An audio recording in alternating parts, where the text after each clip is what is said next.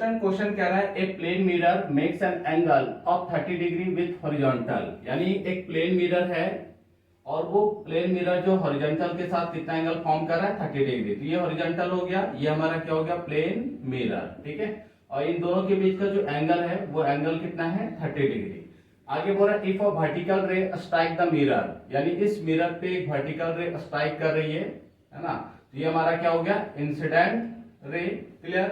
तो देखिए अगर ये इंसिडेंट रे है तो ये पॉइंट ऑफ इंसिडेंस हो जाएगा, ठीक है। तो यहाँ पे जो नॉर्मल होगा इसके परपेंडिकुलर, यानी ये हमारा क्या हो गया नॉर्मल। तो दिस इज व्हाट एंगल आई, ठीक है। और ये हमारा क्या हो जाएगा रिफ्लेक्टेड रे। क्लियर है।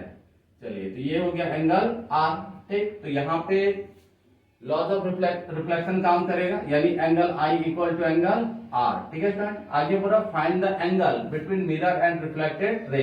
तो ये जो रिफ्लेक्टेड रे और ये मिरर है इसके बीच का ये जो एंगल है, मान ले रहे ये एंगल कितना है थीटा है, ठीक है। तो यही थीटा में क्या करना फाइंड करना है। क्लियर है। तो देखिए अगर ये वाला पार्ट की अगर हम लोग बात करें तो नॉर्मल और ये वाला पार्ट कितना 90 डिग्री। तो ये एंगल कितना हो जाएगा 90 माइनस आई, है ना, क्योंकि ये आई है तो ये हो जाएगा 90 माइनस आई, ठीक है। अब ये जो इंसिडेंट है इसको थोड़ा सा एक्सटेंड करते हैं हम लोग आगे की तरफ। तो ये जो एंगल होगा ये एंगल कितना हो जाएगा 90 डिग्री और ये जो एंगल है ये एंगल कितना हो जाएगा 60 डिग्री, ठीक है। अब देखिए ये 90 माइनस आई और ये 60 दोनों क्या है वर्टिकली अपोजिट एंगल है, ठीक है।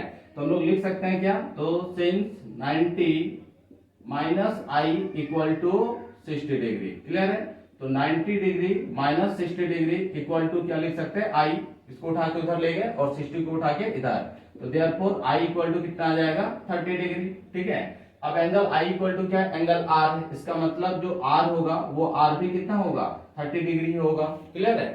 अब स्टूडेंट देखिए ये जो पार्ट है पूरा, है ना, ये अगेन क्या है 90 डिग्री है, दोनों मिला के यानी एंगल आर और थीटा मिला के 90 डिग्री, ठीक है। तो r plus theta equal to कितना हो गया 90 डिग्री, ठीक है। अब देखिए r इक्वल टू ऑलरेडी यहाँ पे कैलकुलेट कर चुके हम लोग, तो r की जगह पुट कर देंगे 30 प्लस थीटा इक्वल टू 90। तो थीटा इक्वल टू क्या होगा 90, 30 को उठा के उधर ले जाएंगे तो माइनस 30, ठीक है। तो थीटा इक्वल टू हमारा कितना आ गया 60 डिग्री, यानी angle between mirror and reflected रे हमारा कितना है 60 डिग्री है। तो देखिए ऑप्शन, तो ऑप्शन हमारा कौन सा दिख रहा है ऑप्शन सी। क्लियर है स्टूडेंट। तो थीटा इक्वल टू 60 डिग्री।